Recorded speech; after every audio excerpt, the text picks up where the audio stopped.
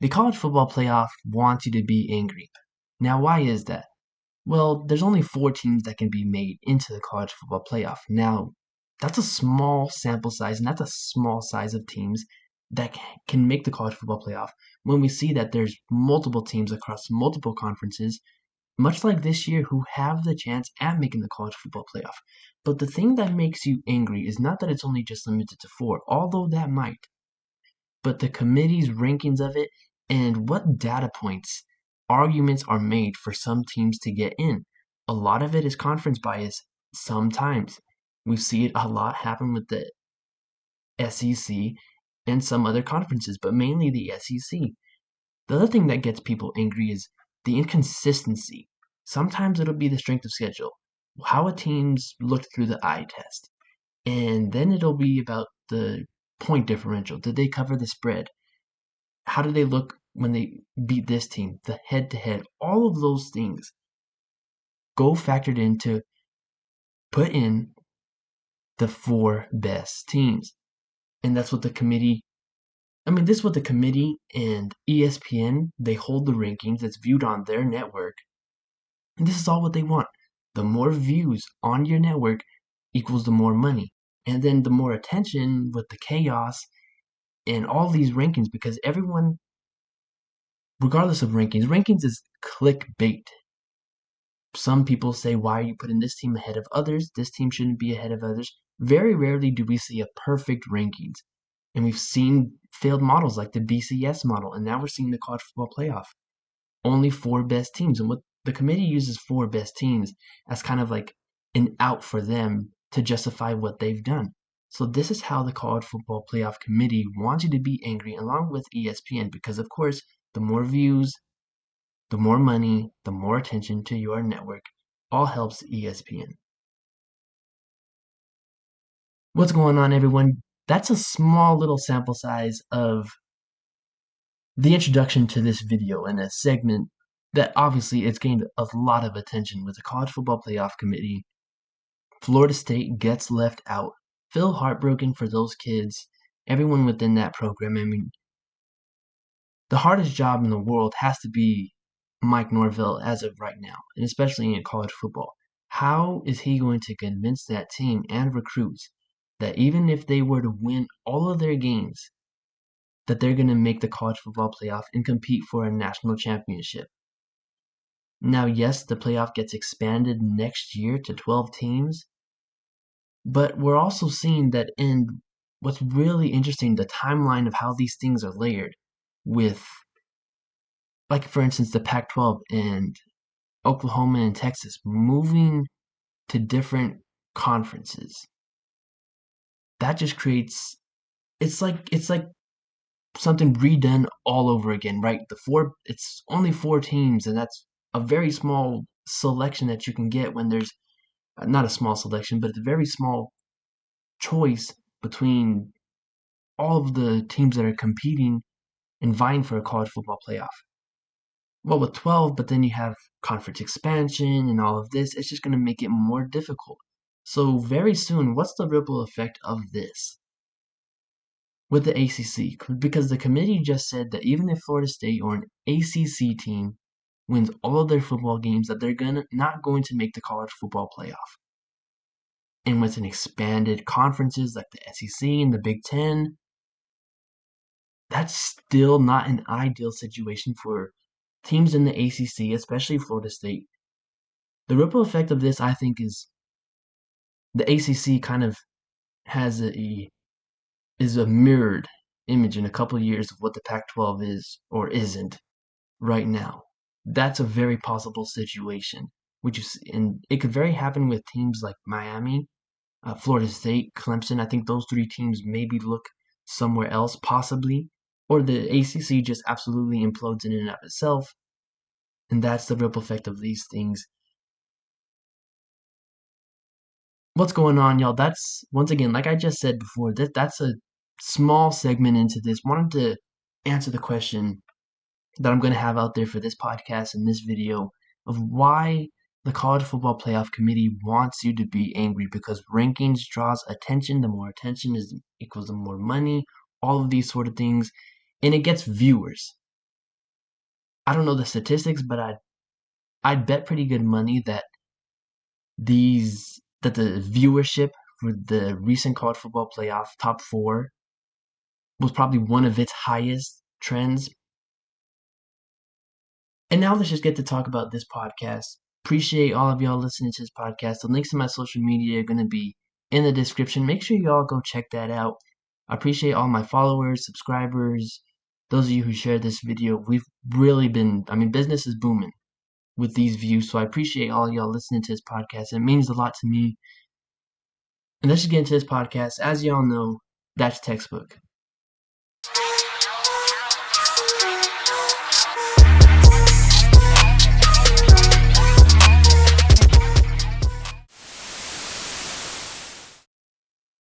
So let's talk more about this Florida State situation, the committee's argument, which sometimes also helps them, of putting the four best teams out there. As I've said before, you have to feel absolutely devastated, gutted for Florida State.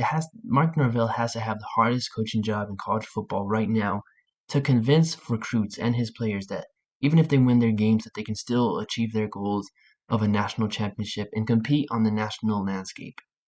And what the committee said, basically putting Florida State at 5, is your conference basically isn't good enough, and we really don't view it that much. And like I said, with conference expansion and all of those things happening, it's gonna be a more selection, like it's gonna be 12 teams selected into the college football playoff. But with conference expansion, where does that leave Florida State? What's the ripple effect of the ACC? All of that, some really serious things and really serious domino effects that happened on Sunday with the committee and the playoff revealed. In my opinion, or going off of the committee's four best teams, like these were the four best teams. Like it's absolutely devastating for Florida State to lose their starting quarterback Jordan Travis. Prayers for him, and that all goes well for him and his injury. And you have to feel, devastated. Now, there is a model of this. Like back in 2014, Ohio State was down to its third string quarterback. Going into the conference championship, they were ranked number 5. And in that conference championship against Wisconsin, they won 59-0. So that was a pretty convincing win. And you felt like, well, we can't leave Ohio State out. And they've got their third string quarterback. And the third string quarterback is playing as good, if not better, than the starter. They obviously make it. And the rest is history. They win the national championship that year. For Florida State, it was similar situation, but of course a lot different outcome. Like they didn't look like one of the four best teams with their backup, and obviously the backup to their backup was hurt in the against Louisville. And you still felt like, just watching that game, and their resume wasn't their whole entire season. Their resume and how the committee looked at them was since Jordan Travis got hurt and on. And I think the committee got it right with the four best teams. Like if their goal is four best teams, Michigan at number 1, and then Alabama 4, Washington 2, Texas 3. Like these are going to be very good matchups. If Michigan we saw Michigan's reaction when they got Alabama and they found out Alabama was number 4. And if that's Michigan's reaction, imagine everyone else's reaction within their programs about Florida State. Instead, Michigan gets Alabama. Kind of a tough break for them, even though they are the number 1 team. It's like, hey, you're the number 1 team, but you've also got to go against Nick Saban, who has obviously a chip on his shoulder with his team being ranked 4th, and a lot of people thought this was going to be a rebuilding down year for Alabama. Don't want to see them.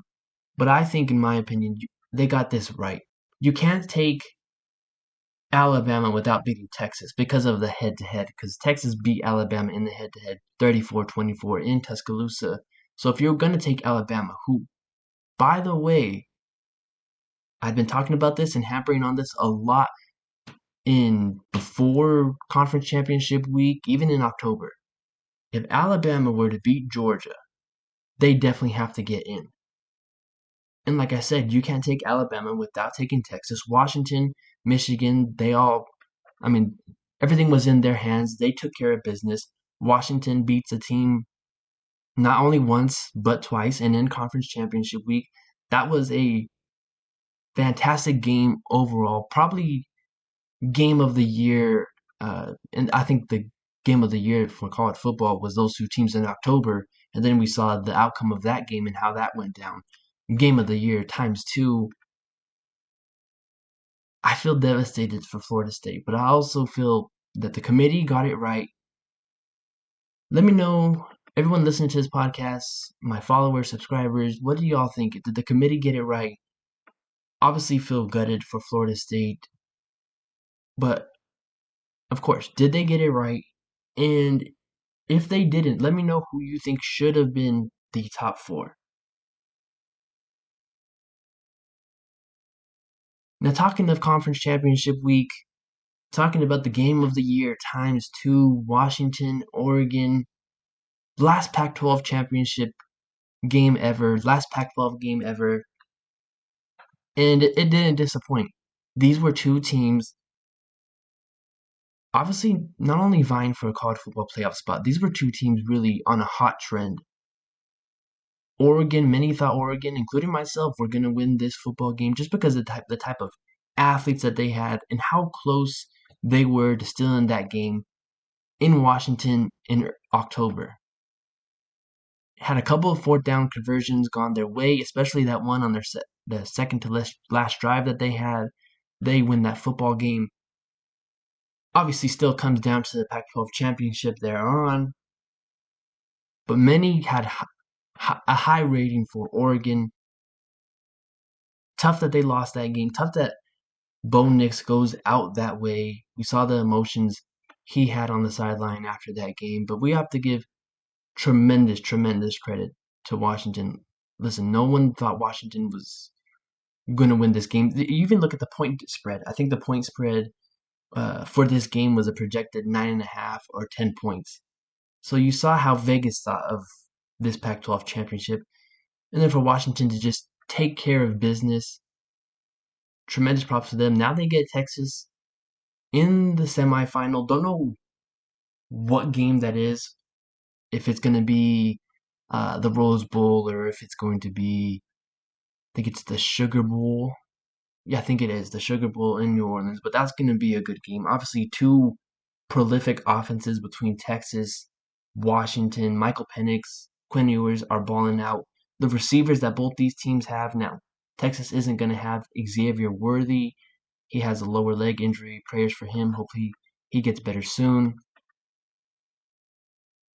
I can't talk I can't talk enough about how good these matchups are going to be. Like, we get to see Michigan up against Alabama, with Alabama having a chip on their shoulder.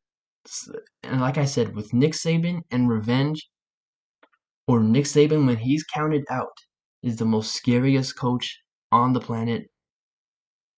Going to be interesting to watch. If you're asking me what is going to be the championship matchup, what's going to be the matchup in the national championship, I think it's going to be a rematch. It's going to be a rematch of Texas and Alabama. I look at the Texas Washington matchup. I had concerns about Washington's defense. Now, those concerns absolutely weren't relevant against Oregon. Washington's defense, you got to give them credit. They stepped up. But I look at Texas's defensive line. Now, Texas's secondary is worrisome, and I think that's something that Washington has a huge advantage of with their wide receivers, with Rome Odunze, Michael Penix, and their passing game can really take advantage. It's going to be a shootout. But I go back to Texas's defensive line being the main thing. Like in that Washington-Oregon game, the thing that I thought was key for Washington that they absolutely had to do, because you knew it was going to be somewhat similar to their matchup in early October, is Washington had to get sustained drives, chewing clock, running the football. That's something that they executed on. A+ job by them. They're going to have to do that again, but up against a much better defensive front with Texas and Tavondre Sweat and everyone that they have on that defensive line. That's a physical unit. Going to be very hard to run the football up against them. But the one thing that Washington does have in their favor is their passing attack. And you feel like with the passing attack between Texas and Washington, both these teams kind of cancel each other out. X factor, like I said, going to be that Texas defensive line and that Washington, both of these secondaries, because we know these teams are going to absolutely sling the football. With Steve Sarkisian, he has such creative schemes, matchups, the way he uses motion. They're not going to have Xavier Worthy in this game. But the freshman, Jonte Cook, that's someone who they can use in that Xavier Worthy role. Obviously, huge shoes he's going to have to fill in Xavier Worthy's shoes, but he's someone that you can match up with. I like Texas in this game. Now I'm going to go to the Michigan-Alabama game. And the thing that I think is not many people are paying attention about is the scout team quarterback or the backup quarterback Michigan has, Alex Orji. That's about as best a scout team quarterback you can have to prepare for Jalen Milroe. That's going to be key. Now this Michigan team, they struggled up against Iowa. Now that Iowa defense, their defensive coordinator, I think he has to get some type of gig or job at the next level. He did a tremendous job with that unit, and obviously it's Iowa. You're not getting as much premier talent as some of these other schools, and he still did a fantastic job. They're a tough physical football team. They fly to the football, playing defense the way defense is supposed to be played. Now going back to Michigan, Alabama, as I said, Alex Orji going to be the best scout team quarterback or quarterback that they have to prepare for Jalen Milroe. But it's going to be interesting, how these teams match up. Like Michigan, their motto, who they are as a football team is running the football, limiting JJ McCarthy to throws outside the pocket, and for him to make very few decisions and limiting what he has to do. But now they go up against a team that's just as physical, maybe if not even more physical. Like you're having to go up with the SEC powerhouse. We saw the SEC championship. I mean, the way that those linebackers, the defensive ends, the edges, the way that they're flying to the football, absolute 4.4 speed, and not only 4.4 speed, but can hit you.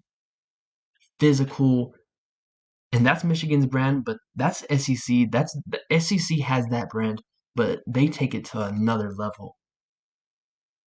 And I can't talk enough about Jalen Milroe. Like if you've listened to this podcast before or watched any of my other videos, Jalen Milroe, with another year to develop, is going to be the scariest player on the planet. But also this, he's made tremendous strides since that Texas game, and he's made tremendous improvements. Now, earlier in the year, of course, after that Texas game, he was benched. They let, I believe, Tyler Buckner. Yes, Tyler Buckner, and then the freshman quarterback go up against that USF game. And you knew watching that game, okay, Jalen Milroe is your best hope. But how is Jalen Milroe going to respond? He's responded tremendously. Listen, Alabama doesn't have much in terms of what they can use. Like I look at Michigan, they have Mike Sainer, still very good safety, like a box safety that really occupies himself in the line of scrimmage. But not only that, he can also cover, whether that's in the slot or outside. And then, of course, they have Will Johnson, the sophomore, a tremendous talent. Even as a freshman, he was a stud, and he's just taken that up to another level. What type of passing attack does Alabama have? Jermaine Burton has made nice strides this year. He's a really good wide receiver, can get himself open. But what else? What kind of passing attack do they have now? Alabama in that Georgia game, they defensively shut down Brock Bowers. So you know Alabama is going to take away your best weapon. So outside of Blake Corum and your running game, Michigan, what else do you have? What else can you use? You have Roman Wilson, he's your wide receiver one, but how much can he give you up against a very talented NFL caliber Alabama secondary with McKinstry and Terrion Arnold? It's going to be an interesting matchup. See how Michigan plays their type of brand of football up against a team that takes that brand but takes it to another level. I got Alabama in this game, but as the and the days progress towards this matchup, it's going to be interesting to watch. And obviously more details will about scheme matchups will unfold. Of course, my audience, everyone listening to this podcast, let me know what's your prediction for the national championship.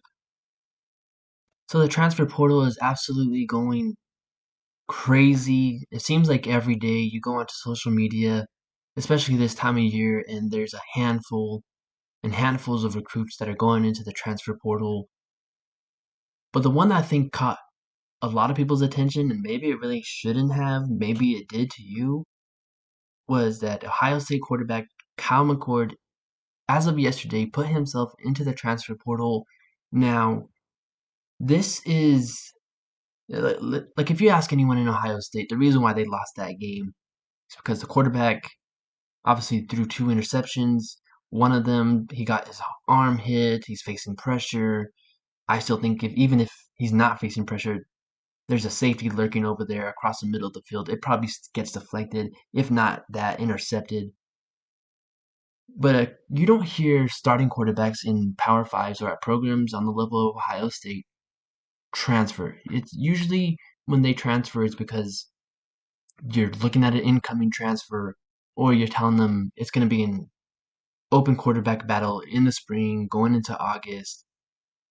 And I think that's the situation that we're dealing with at Ohio State over there.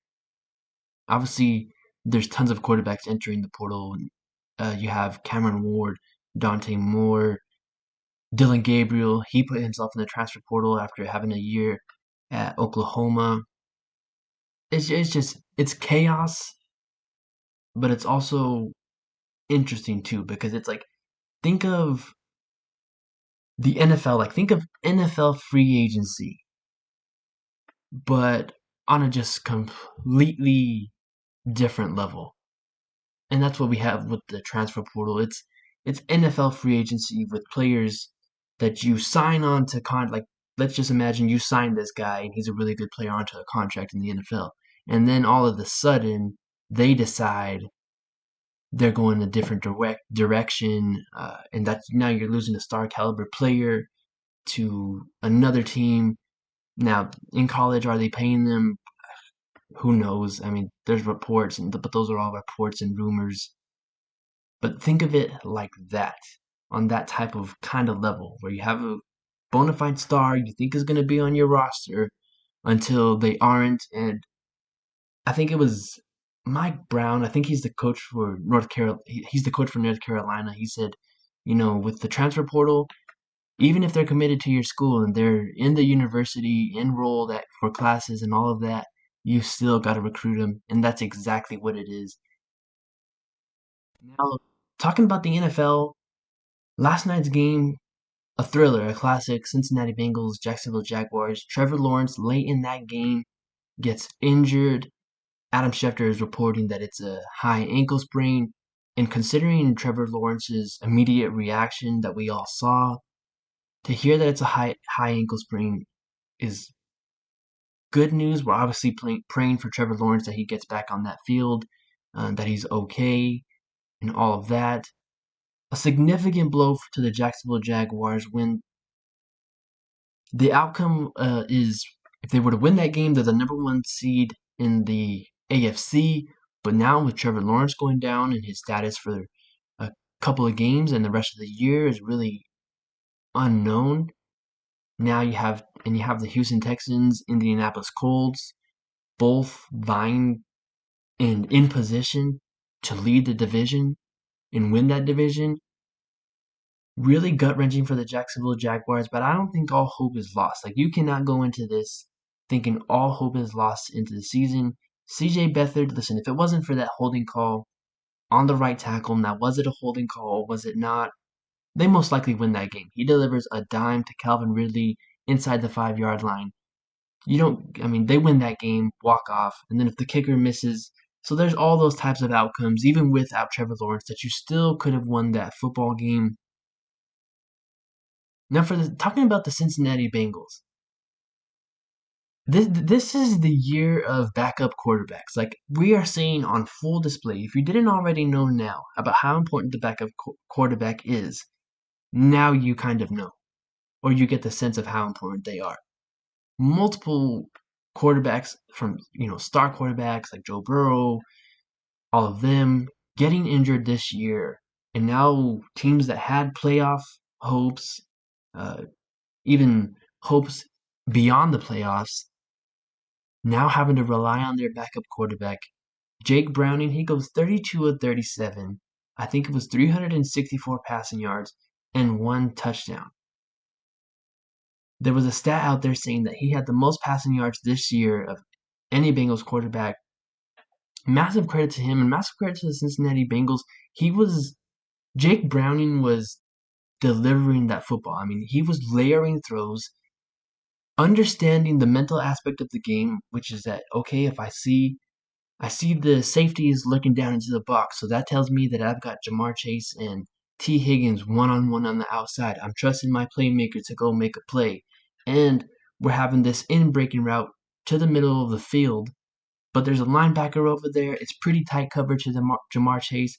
I just got to lay it over there, put it on the face mask. That's exactly what he did. Chase initially bobbles it, but he still comes down with a catch. It gives you, if you're the Cincinnati Bengals, tremendous hope saying that this season is not completely over. And did Jake Browning play absolutely terrible against Pittsburgh Steelers? No, he didn't. So it gives you hope that, okay, he didn't play terrible against the Pittsburgh Steelers. Obviously, you still lost. Now you're going up against the Jacksonville Jaguars, and you win that game.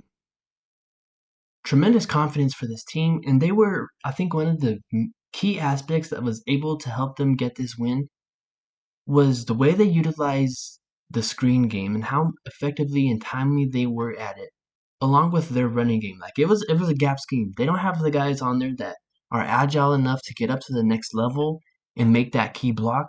But for a gap scheme, which is relatively pretty easy, they were able to do that. They were getting sustained runs. Chase Brown, their rookie running back, they had him step up behind Joe Mixon. He played a really great game. Joe Mixon played phenomenal too. He had 2 touchdowns on the day. Like I said, it gives them tremendous confidence that they can build onto this. Now, once again, talking about the AFC, Kansas City Chiefs lose a close game against the Green Bay Packers. And yeah, the Packers, I think right now they're 6-6, or maybe they're 7-6.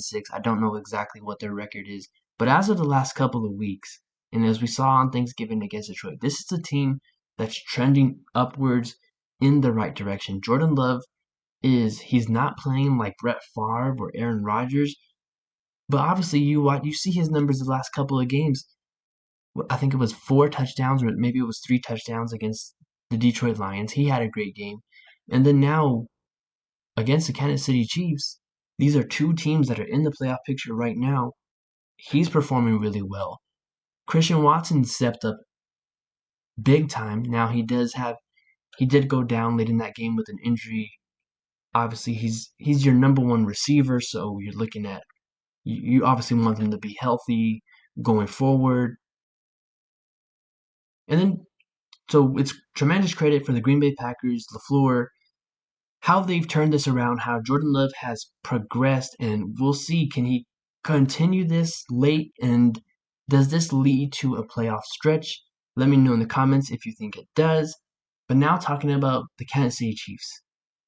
So for the Kansas City Chiefs, my biggest issue with them is you really don't have much at receiver and at the skill position. On that Mahomes interception, that was not his fault. You have Sky Moore in the slot, and you have Rashee Rice on the outside at the top of the screen. Rashee Rice it's like a rub route. Rashee Rice is kind of trying to pick off or rub the slot cornerback, but the slot cornerback is playing really high. I think they're 7, 8 yards off.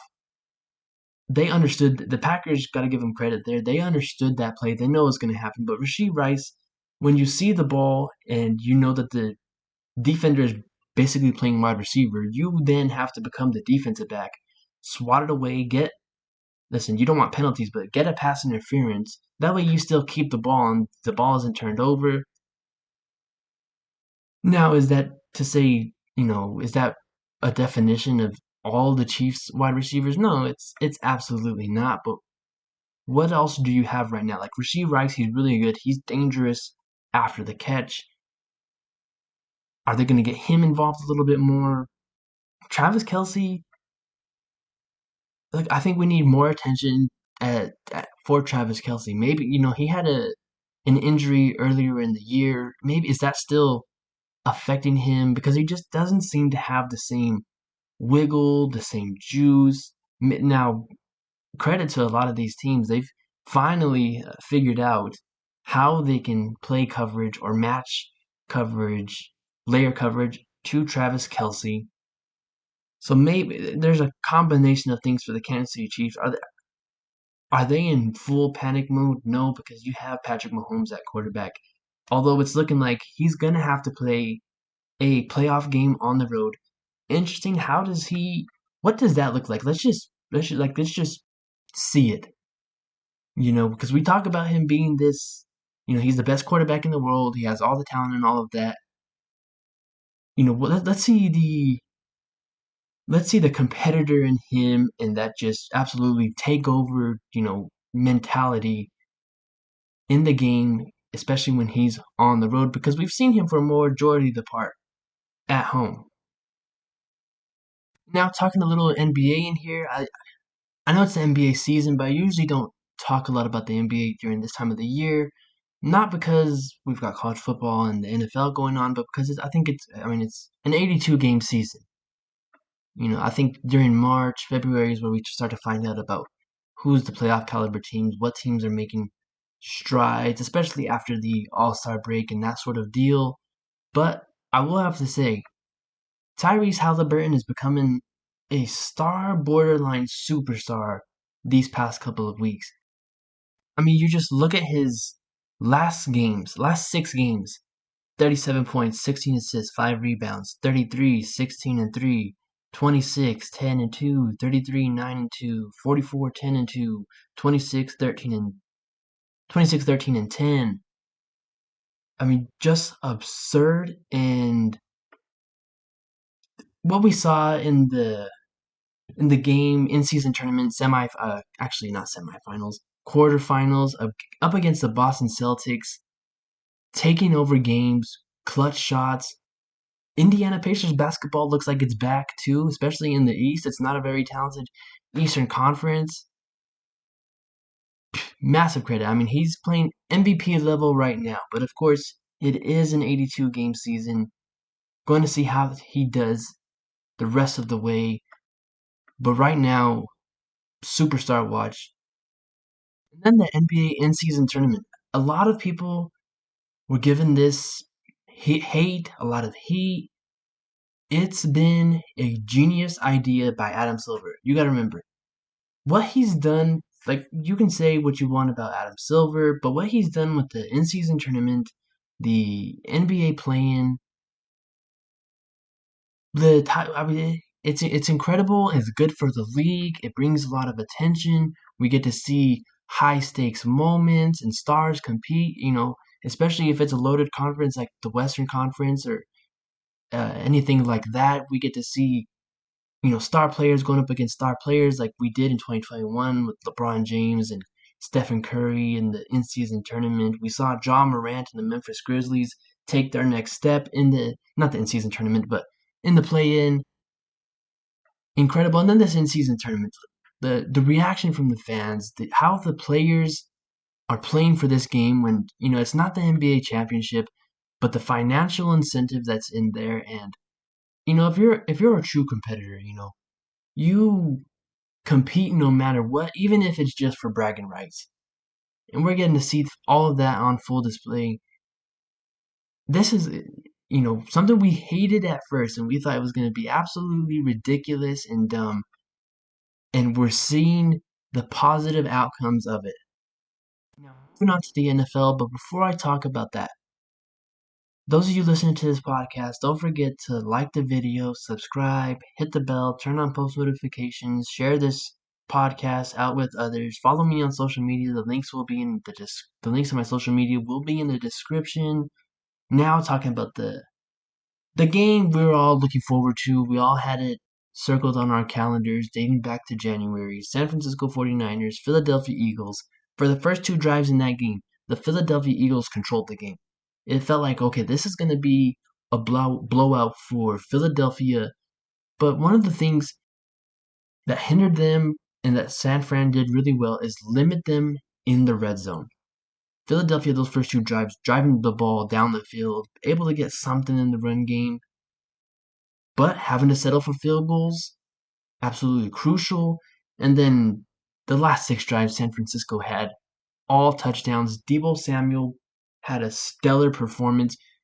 Before the game and pregame, he's wearing the all black Air Forces, and you could tell that this was more than just a regular season game for the San Francisco 49ers. This was a revenge type of game for them, to a statement game to show that, Brock Purdy got hurt in the NFC Championship game. Now this is us with Brock Purdy, and you're going to feel us right now.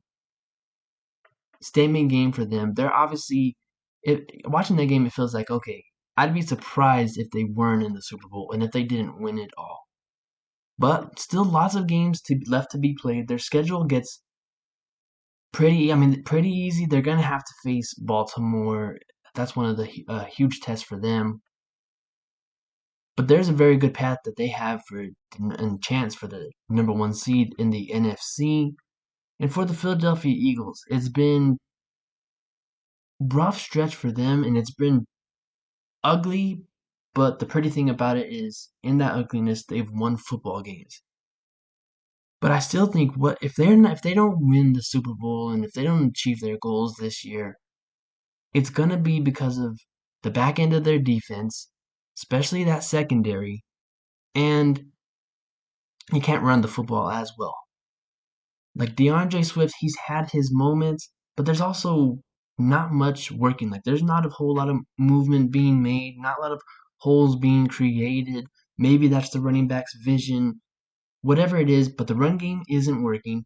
Secondary, now James Bradbury, actually not a decent, but a really good performance. 0 targets, 0 receptions, 0 yards. The rest of the team really struggling with missed tackles, getting beat in coverage. And listen, I get it. This is the San Francisco 49ers. They have the best playmakers in the NFL. Their offensive line doesn't have a whole lot of stars outside of their left tackle, but they get the job done. Brock Purdy, say what you want about him, with little bubble screens, check downs, but in other areas, he throws with anticipation, timing, does the basic things that ask for a quarterback to do. We've seen Kyle Shanahan, it's not, what he's desired in quarterbacks. This was a guy looking at possibly taking Mac Jones. Mac Jones gets the basics done. Does he have all of the fancy other details and shine? No, not necessarily. But we see what Shanahan wants in the quarterback, getting the ball to the playmakers. That's what he's doing. Got to give him props. And for everyone else in the league, it's hard to tackle Deebo Samuel. It's hard to match up with these 49ers playmakers. And then you combine those playmakers with an offensive genius in Kyle Shanahan. The way he gets all the return routes, the way he sets up his matchups, the option routes for Christian McCaffrey and Deebo Samuel, just letting the playmakers go make plays and do their job. The 49ers are a scary football team, and then you combine that their defensive line just gets pressure on every single snap. Like that's a dominant Philadelphia Eagles offensive line. And Jalen Hurts was having to scramble outside the pocket a lot of times. He can make plays outside the pocket, but it's not something you ask him to do on a regular. He doesn't have that much capability like someone like a Mahomes outside the pocket with these throwing angles and all of that. But 49ers coming out that game, and you look at everyone else that they've played in the NFC that has a chance of, coming out of the NFC. So the Cowboys beat them down. Eagles beat them down. So they're showing themselves. They're showing that they take care of business. Only thing is, can you do that in the postseason? And now with this being Brock Purdy's second start in the postseason, how is he gonna respond? Because I'll be honest with you, in his first playoff, it's different, right? In your first playoff game, it's a lot different, especially if you're an undrafted rookie. Playoffs is a lot different than the regular season. You're not getting these teams that really don't care. You're getting teams that are giving you their entire best. Everyone is keen in onto your small little mistakes. So it's gonna be different, but see how he responds in his second postseason go. And listen, that's all I have for y'all today. I appreciate those of y'all who follow me on social media, listen to my podcast, or continued listeners and supporters. I appreciate it. I appreciate all of y'all. God bless y'all. Take care. Once again, the links to my social media are going to be in the description. Make sure you go follow me there. The links to my TikTok, YouTube, Spotify, Twitter, or X, all be in there. Go ahead and give me a follow. And like I said, like this video, subscribe, turn on post notifications. You don't want to miss any of the content I have coming up, especially as we're nearing towards draft season. Turn on those post notifications. Be a friend, tell a friend, share this video out with others. I appreciate all of y'all. Take care. It's a great day to have a great day. God bless y'all. And until next time,